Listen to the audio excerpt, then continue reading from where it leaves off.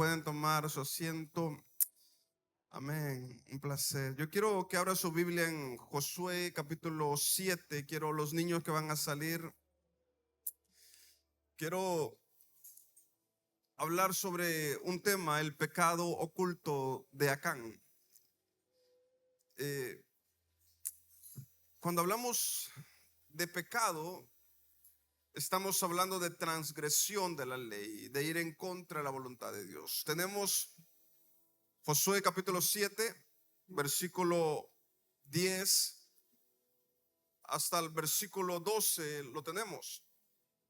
Y dice de la siguiente manera: y Jehová dijo a Josué: levántate, ¿por qué te postras así sobre tu rostro? Israel ha pecado y aún ha quebrantado mi pacto que yo les mandé. Y también han tomado del anatema y hasta han hurtado, han mentido y aún lo han guardado entre sus enseres. Versículo 12.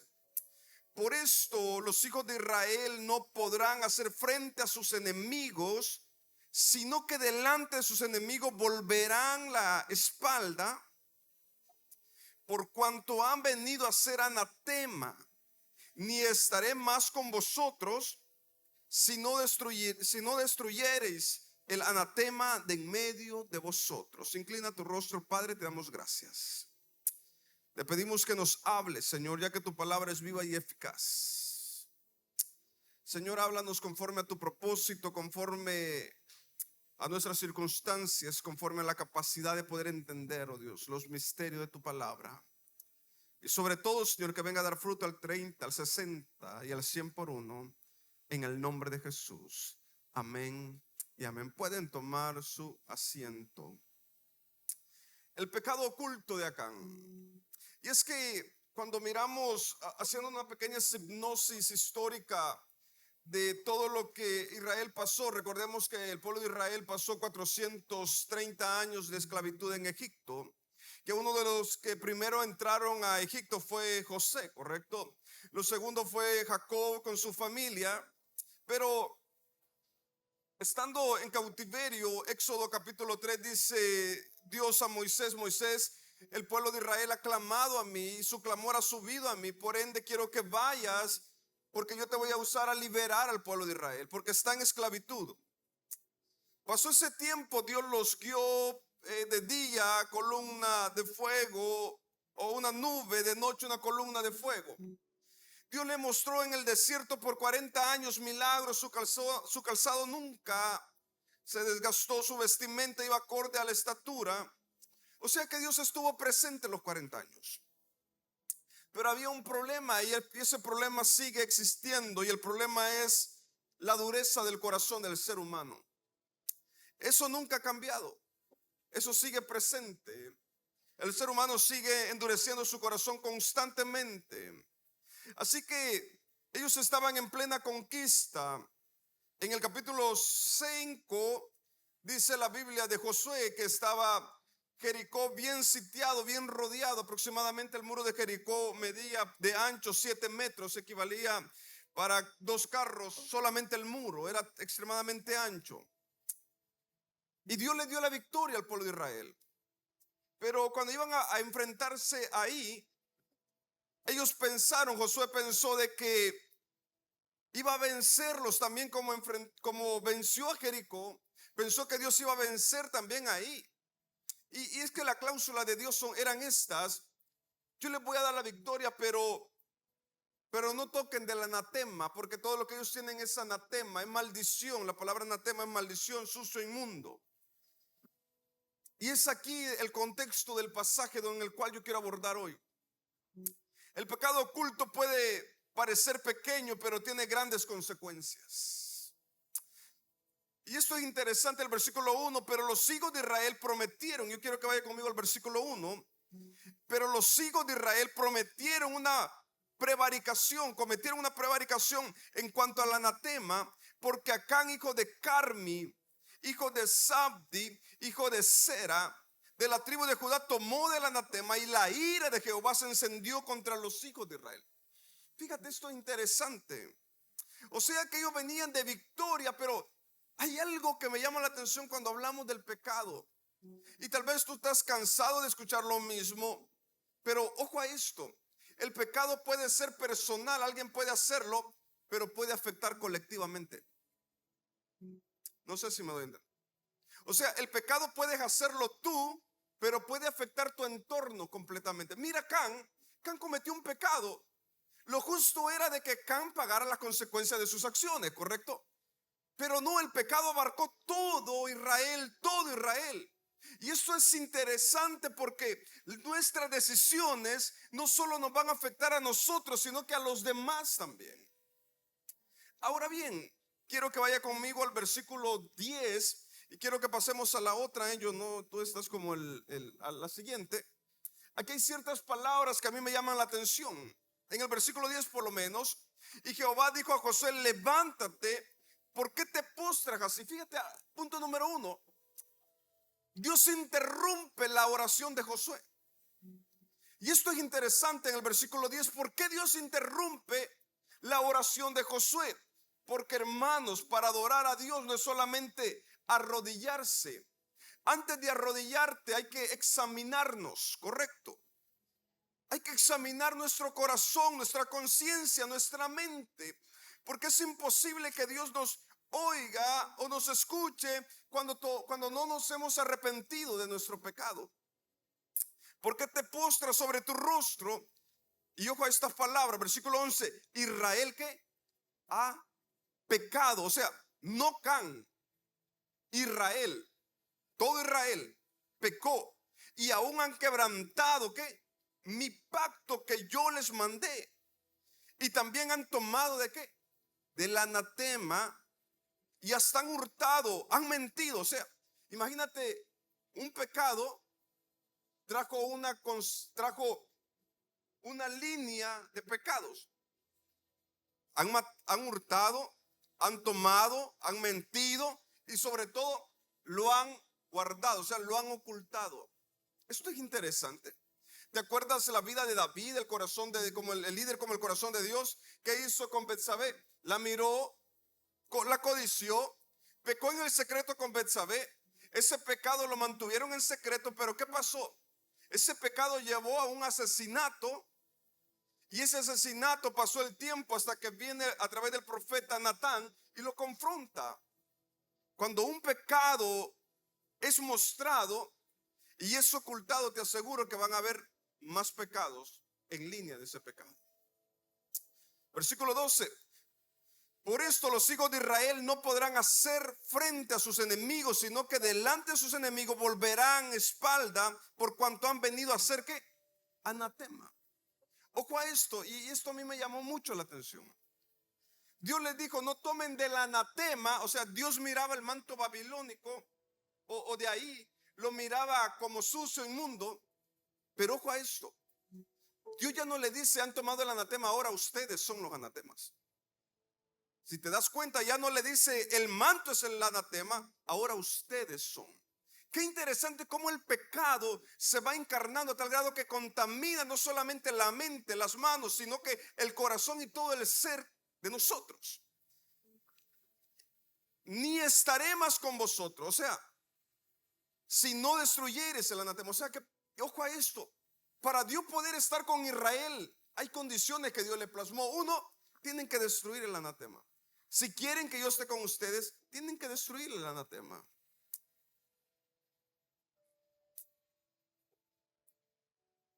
Puedes ocultarte de todos, pero siempre tendrás una audiencia en primera fila, y esa va a ser Dios.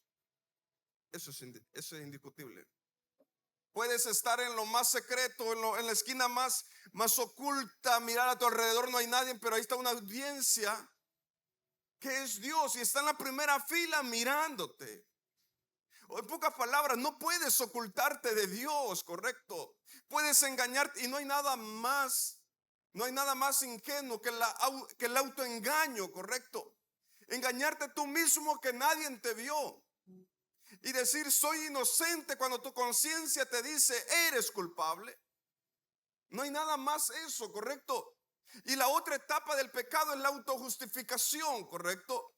Es que yo lo hice por esto y esto. Ante Dios no hay justificación. Ante Dios solo hay una aceptación de la irresponsabilidad de lo que tú hiciste, nada más. Así que sigamos a la otra, año. A veces las derrotas espirituales no tienen que ver con enemigos externos, sino con asuntos no resueltos en el corazón. Es la siguiente. Esto es interesante. A veces las derrotas espirituales no tienen que ver con los enemigos externos, sino con asuntos no resueltos en el corazón. Y esto me llama mucho la atención, porque ahora estábamos hablando con Enjo, me hizo una pregunta acerca de los dones. Y uno de los problemas grandes que tenemos hoy en día es que al ser humano siempre le gusta sentirse apoderado y con poder, con unción, el ministro. Pero yo le decía a Enjo algo, Enjo, hay una naturaleza en la escritura que si tú pierdes el enfoque, lo perdiste todo. El enfoque de los dones, ¿cuál es? No es el evangelizar, ¿sabía usted? Primero el enfoque comienza con la edificación del cuerpo de Cristo, ¿sí o no? Si perdiste eso, lo perdiste todo. Puede aplaudirte la iglesia, pero si tú perdiste que lo que Dios te dio es para la edificación del cuerpo de Cristo, lo perdiste todo, hermano. Te perdiste, ni con GPS te encontramos, porque te perdiste en eso. Todo lo que tú tienes y manejas dentro de la iglesia es para edificar el cuerpo de Cristo, para nada más. Y aún, pastor, no es que ese hermano me cae mal, hermano, lo perdiste. No hagas nada porque te perdiste, te perdiste. Dios no mira ese sacrificio, ¿correcto? Por eso, para que Dios mire lo que hacemos, tienen que tener ciertas actitudes, un corazón limpio. Antes de subirte, si hay algo en contra de tu hermano, ve y pídele perdón si es necesario, o haz lo que tengas que hacer para que sea aceptado lo que haces. Amén. Ante Dios así es. Pero muchas veces pecamos de ingenuo porque sentimos algo bonito en el altar, algo calentito. Decimos, pastor, Dios me tocó. Pero la pregunta es, ¿cómo está tu corazón con tu hermano? Pecado oculto. No por sentirme bonito, no porque siento algo calentito en mi cabeza y unas cuantas lágrimas, correcto, y sentí que lloré y me desmayé. Con eso pensar que Dios estuvo ahí. La pregunta es, ¿hay algo en contra de tu hermano? ¿Hay malicia en tu corazón? Sí, pastor. Entonces la pregunta es, ¿por qué Dios te tocó? ¿Por qué Dios te ministró? Para llenarte. Dios no te va a llenar sin antes sacarte lo que está mal dentro de ti, ¿correcto? Porque no puede Dios llenarte cuando ya estás lleno, ¿correcto? Lleno de odio, lleno de hipocresía, lleno de tantas cosas. O sea que Dios primero quiere sacar lo malo que hay en ti para Él poder llenarte, ¿correcto? Así que la evidencia más grande de que Dios te toque no son las lágrimas. La evidencia más grande de que Dios está ministrándote no es ni siquiera sentir hormigueos en tu cuerpo. La evidencia más grande de que Dios en verdad te está ministrando es reconocer de que hay pecado en ti, pedir perdón a Dios y cambiar de actitud. Amén o no, hombre. Ahora bien, ¿cuál es la raíz del problema? Pasemos a la otra. ¿Cuál es la raíz del problema del pecado? El miércoles les decía a los hermanos que para ser un pecador no es de la noche a la mañana. ¿Sabía usted? Que para ser un pecador no es de la noche a la mañana. Es algo progresivo. Primer punto, el problema de Acán, ¿cuál fue? La raíz del pecado de Acán fue la codicia. Santiago capítulo 1, versículo 14 al 15. Les recomiendo que lean Santiago, no es largo. Primer punto, Acán en el 7:21 dice, Josué 7:21, vi, lo codició, lo tomé y lo escondí. O sea, este patrón es el mismo en el jardín del Edén. ¿Qué pasó, Eva? Lo miré, lo toqué, lo comí. O sea, entró la codicia, el deseo. Si te das cuenta, el ver no es malo porque todos miramos. La pregunta es, ¿qué está provocando lo que tú miras? ¿Qué está provocando lo que tú miras? ¿Qué está provocando lo que tú estás escuchando? Ahí está el problema. Ahí está el problema. ¿Qué está pasando en tu mente lo que estás escuchando? Ver, desear, tomar, esconder. ¿Qué cosas aparentemente pequeñas estás tolerando en tu vida que Dios ya te ha dicho que no debes tocar o hacer? Sigamos a la otra. Etapa del pecado: vi, codicié. Y eso lo lleva a una acción. Tal vez tú estás ahora en la etapa de ver el pecado y dices, bueno, ¿lo hago o no lo hago? Bueno, ¿sabías tú que uno de los patrones hoy en día es asombroso y abismal cómo las infidelidades cibernéticas están al día? En verdad, es abismal lo que está pasando, como las infidelidades. ¿Por qué? Porque miraste a una mujer bonita y ¿sabes qué es lo más tonto? Que hay hombres que yo he escuchado eso, a mí me da risa y por respeto me río más, correcto, en ellos, cuando estoy con ellos, porque me dicen, mira, ahí en el trabajo, por ejemplo, hay una mujer bien bonita que me está texteando y sí, y está provocando algo en mí, sí, ¿y de dónde es? De Corea.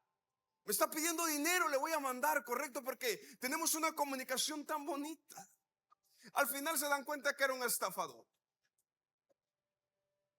Ahora, si te das cuenta, el pecado es atractivo.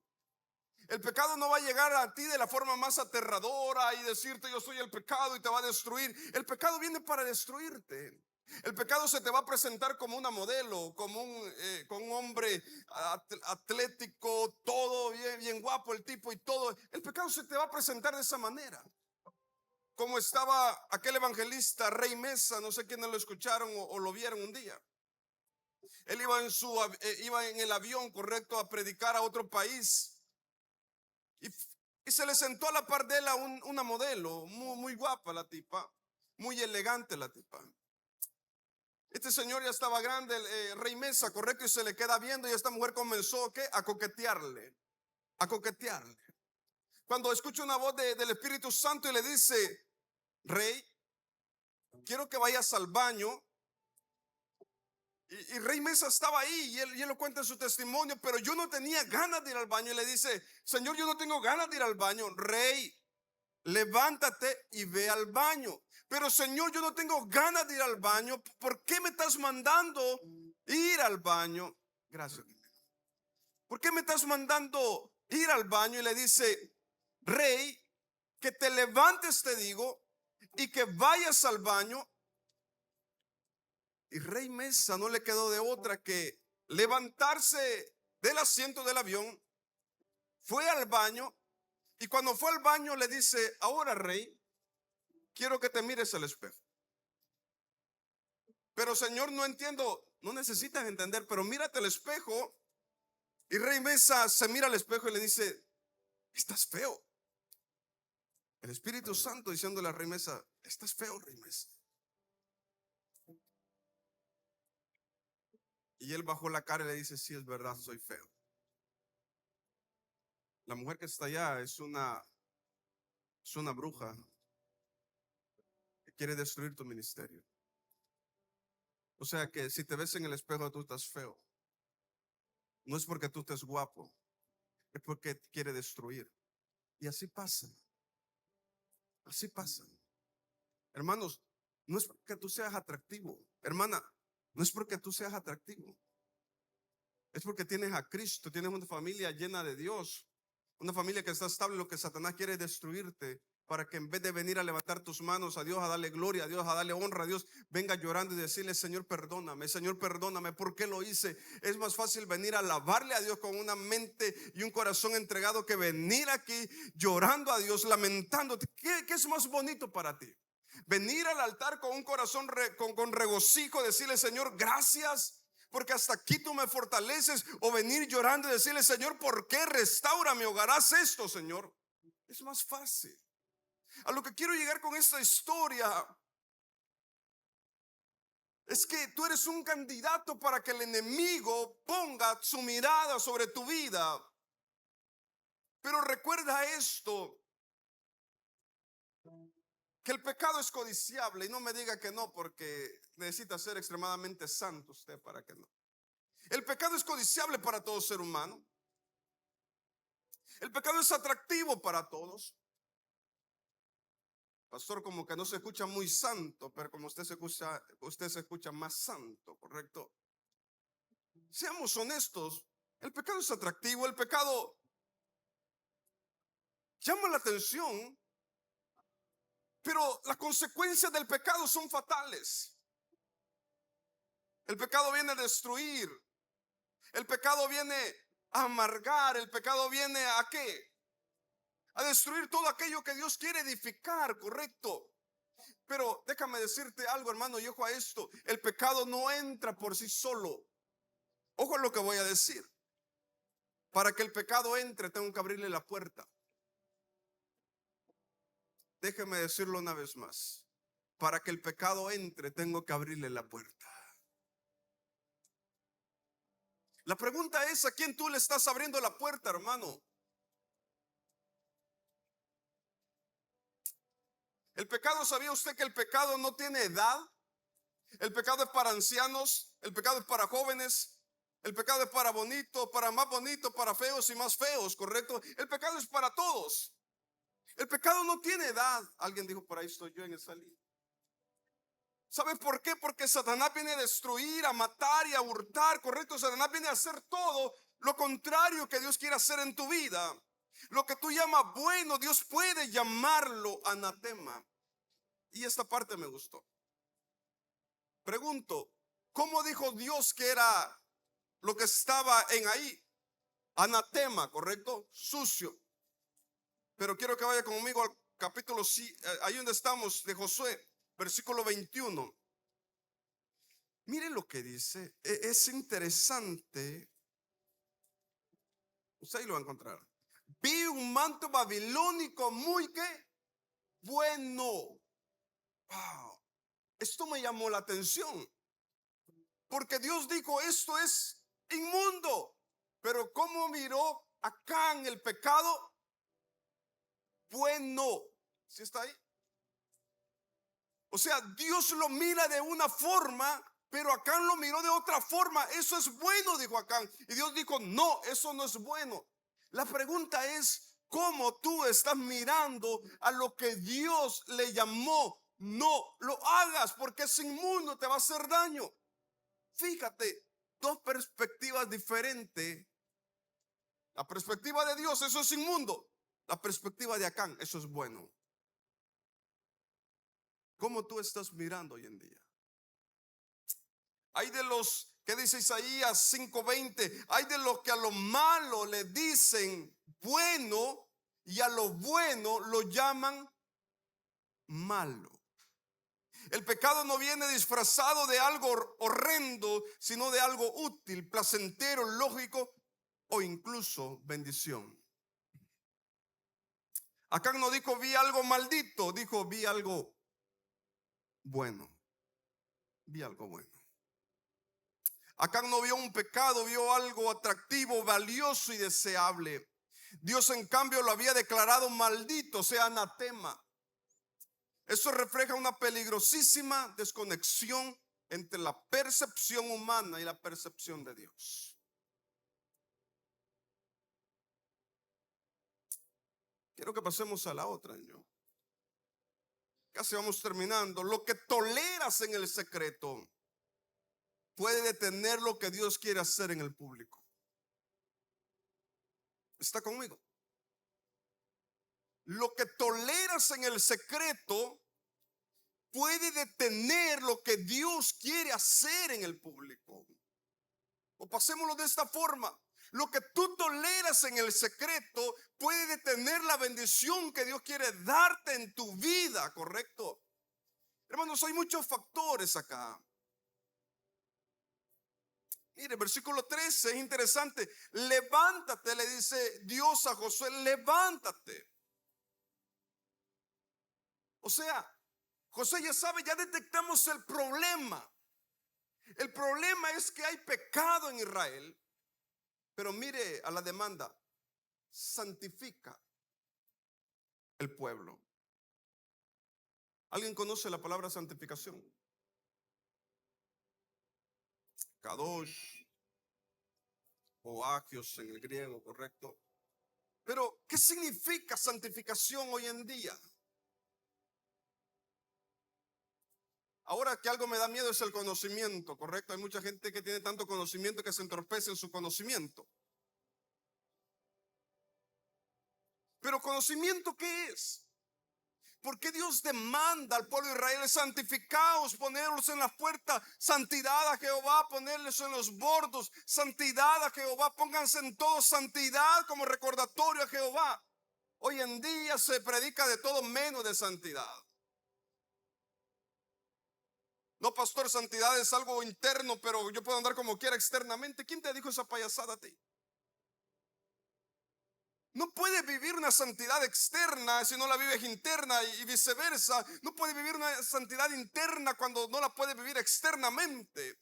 Santidad significa estar apartado para Dios, ¿correcto? En pocas palabras, Jesús nos dijo, lo voy a quitar del mundo. Tienen que aprender a vivir en el mundo, ¿correcto?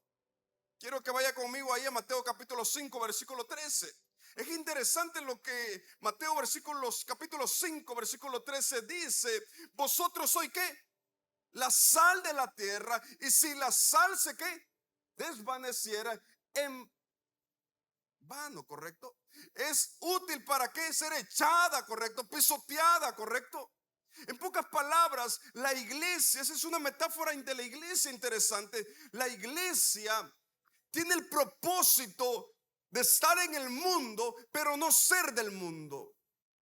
Voy a decir algo y no se moleste conmigo, pero es increíble que el mundo es más atractivo para la iglesia de lo que la iglesia tiene que hacer para el mundo. ¿En verdad? Quieren que les diga algo más fuerte y es verdad. Yo como pastor ahí vamos ahí. Es increíble que nuestros servicios muchas veces parecen más mundanos que cristianos. En serio. No hay transformación. No hay transformación en los servicios. Entramos de una forma, salimos igual. Llevamos 20 años en el evangelio, 5 años seguimos igual.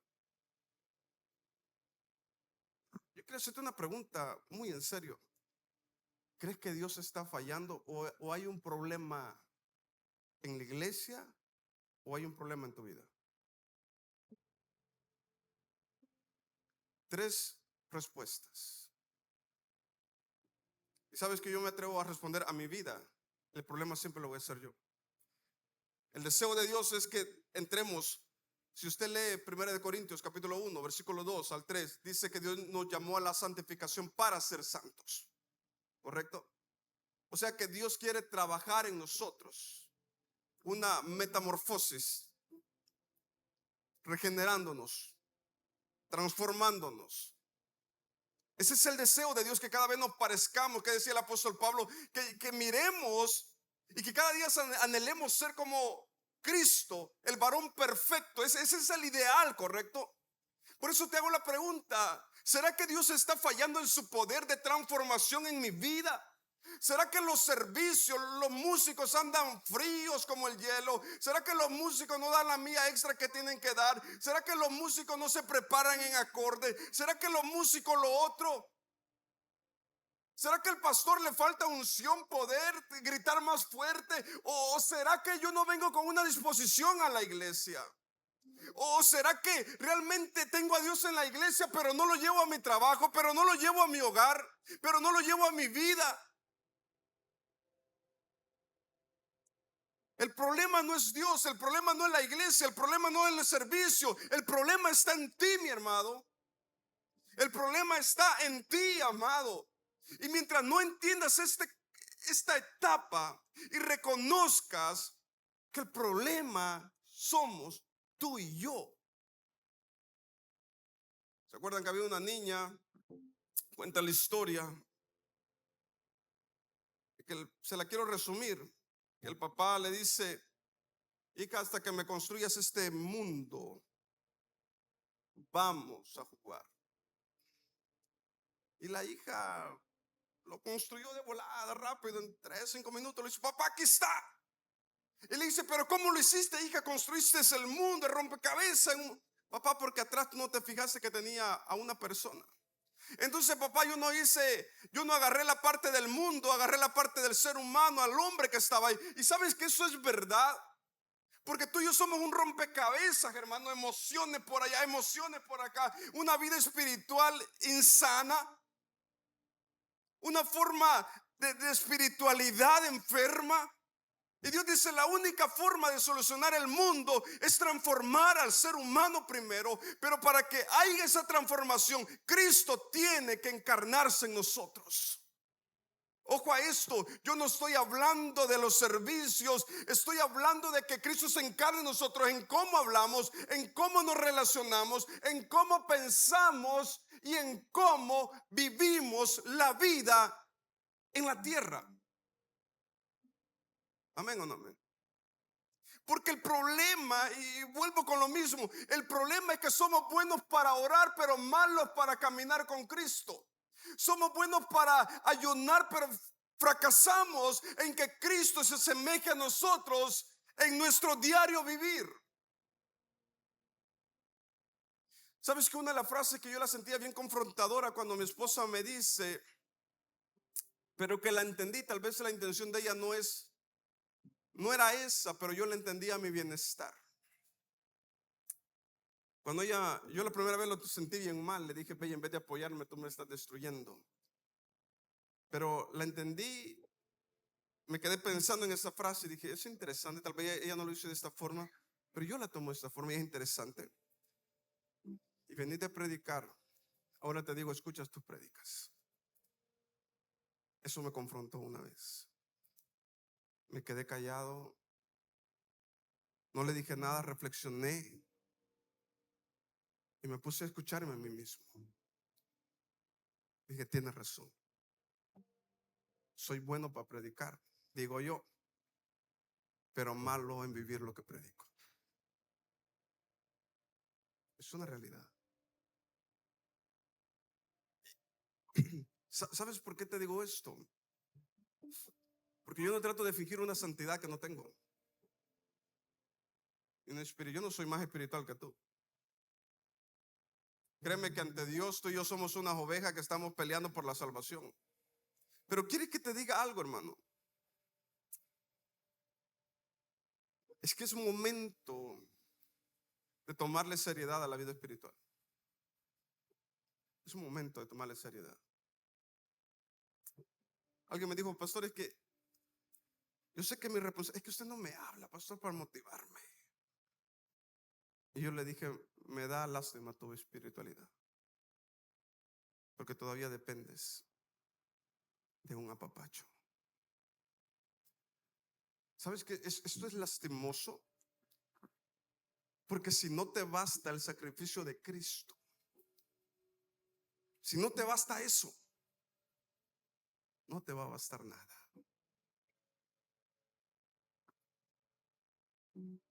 ¿Sabes cómo hemos minimizado la vida espiritual?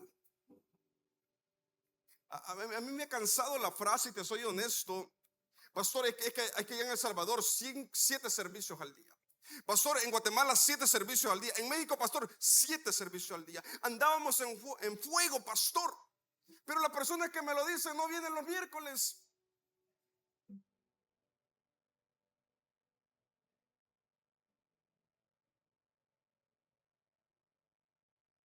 Pastores que yo ya andaba en fuego, pastor, hablaba en lengua, los demonios me acercaban y corrían, pastor.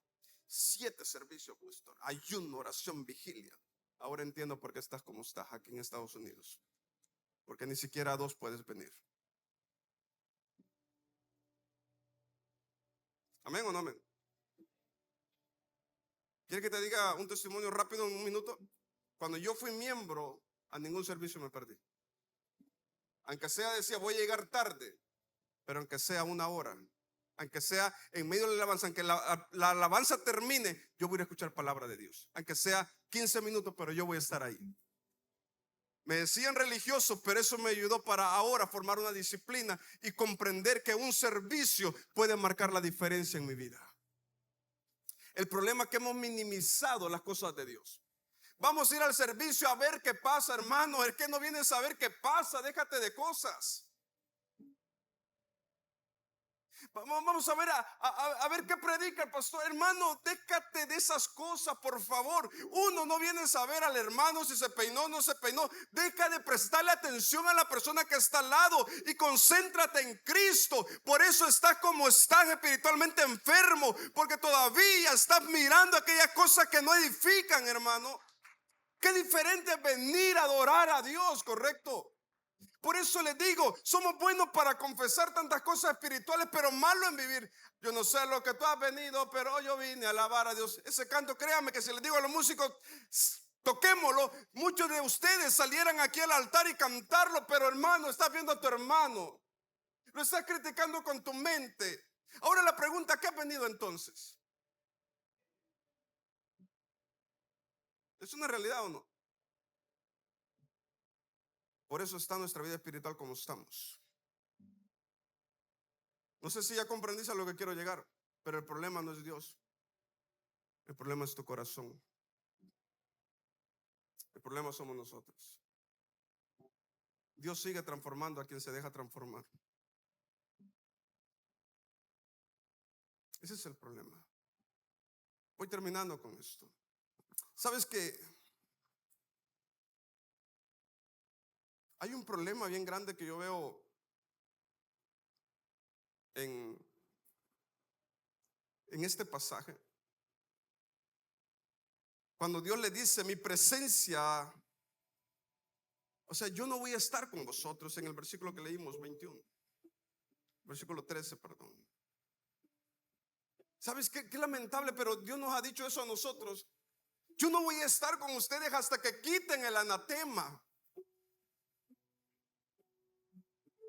¿Sabes que esto es interesante? A mí me llama mucho la atención porque Dios no le dice al pueblo de Israel, no se preocupen, yo voy a quitar del anatema de ustedes. ¿Qué les dice? Quiten el anatema. Quiten el anatema. A mí me quebranta este versículo porque muchas veces esta es la causa por la cual no crecemos espiritualmente, porque todavía está el anatema en nuestras vidas. ¿Sabes que algo que el enemigo ha tomado de ventaja de nosotros, qué cosa es? Uno que le prestamos atención al pecado, al adulterio, a la fornicación, al asesinato, a la violación, correcto. Pero las pequeñas zorras nos están destruyendo moralmente, espiritualmente y en nuestra vida espiritual. La mentira, la hipocresía, la enemistad entre nosotros mismos nos está destruyendo. Cómo esas cosas nos están contaminando. Para Dios no hay pecado grande y pecado pequeño. Para Dios, si mentís y venís ante su presencia, Dios está mirando tu pecado. Hermanos, ¿por qué has dejado de tener esa hambre de Dios?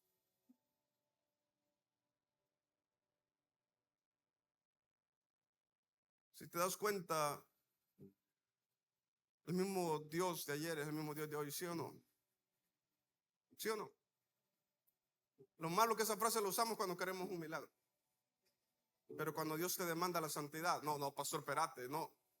No, el mismo Dios de ayer, el mismo Dios de hoy que pide santidad, que demanda santidad, que exige santidad, que exige reverencia, que exige que el cristiano camine como cristiano, que exige que pensemos como Cristo, que caminemos como Cristo. El mismo Dios de ayer es el mismo Dios de hoy, que pide lo mismo a su iglesia.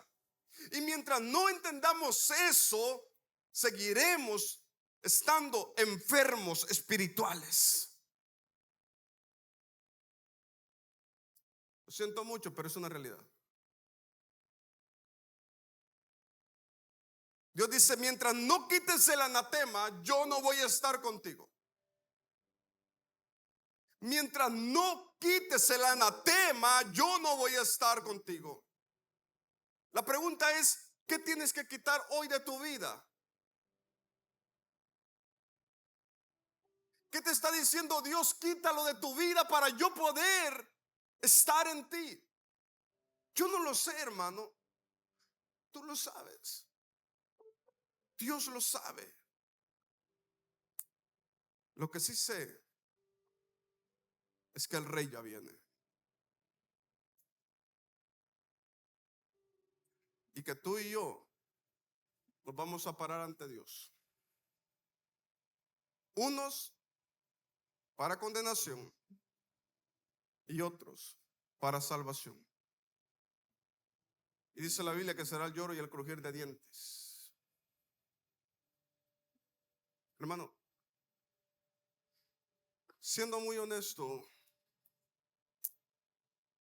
entre tú y Dios, solo un minuto les pido y terminamos, ¿les parece? Entre tú y Dios, que tú te pares como el hombrecito que tú eres y como la mujercita que tú eres hoy, como la dama que tú eres. Yo te quiero hacer una pregunta, creo que la más importante, la segunda pregunta importante que en la vida. Uno es cuando responde si quieres casarte con él. Ella dice que sí. Es la primera pregunta importante que tú tienes que responder. La segunda pregunta importante que tiene que ser la primera es si Cristo viniera hoy, en verdad, sin engañarte, quitándonos toda máscara de religiosidad, de santidad. Solo estás tú y Dios. Si Cristo viniera hoy, ¿en verdad te irías con Él?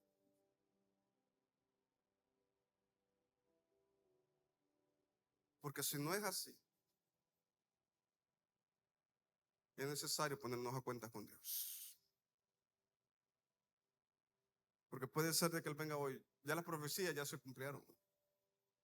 La única profecía que falta es que Él venga por su iglesia. Esta pregunta es muy seria.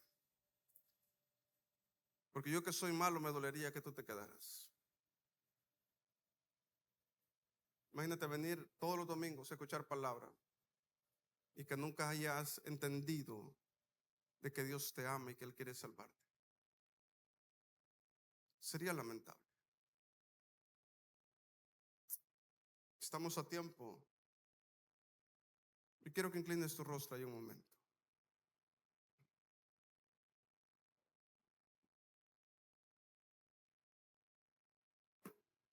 Te voy a pedir que te pongas sobre tus pies un momento.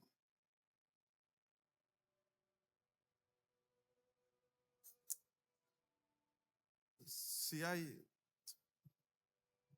aquí alguien que quiere pasar al altar y decirle: Señor, en verdad, yo te he fallado. En verdad, Señor, yo quiero sincerarme contigo. Yo siento que no puedo seguir. He intentado, Señor, muchas veces de levantarme, pero he caído, Señor.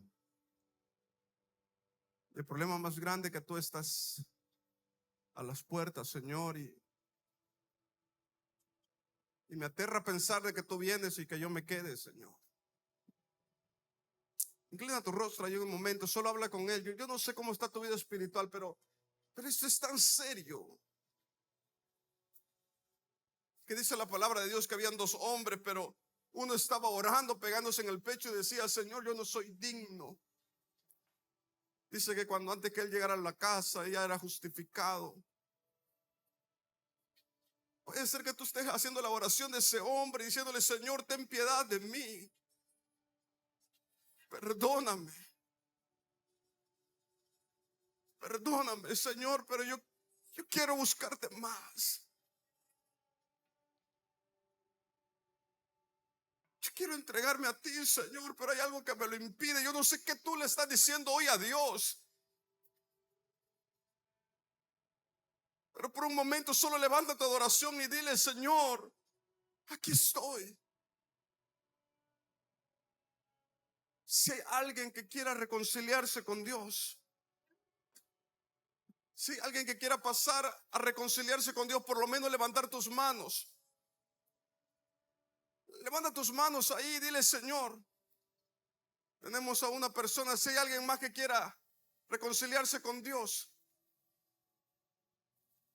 Dios está aquí presto para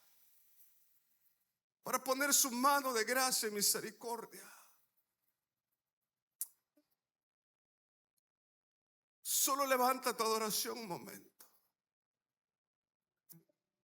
Y si hay alguien que quiera pasar, alguien más que quiera pasar al altar, ven y pasa. Que aquí está Dios. Señor, en esta hora, oh Dios, te pedimos, oh Dios, una vez más, que tú toques, Espíritu Santo. Los que levantaron la mano pueden pasar. Ven, no tengas pena, pasa. Solo ven y dile, Señor, yo te quiero creer.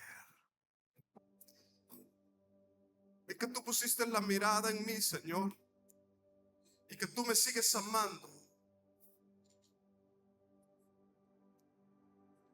Vamos, solo cierra tus ojos un momento y levanta tu adoración. Padre, gracias. Padre, gracias. Espíritu de Dios,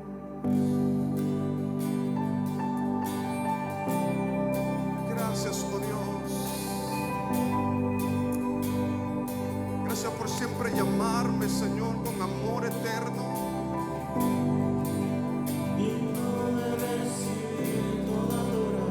Gracias por llamarme con amor eterno, con cuerdas de amor.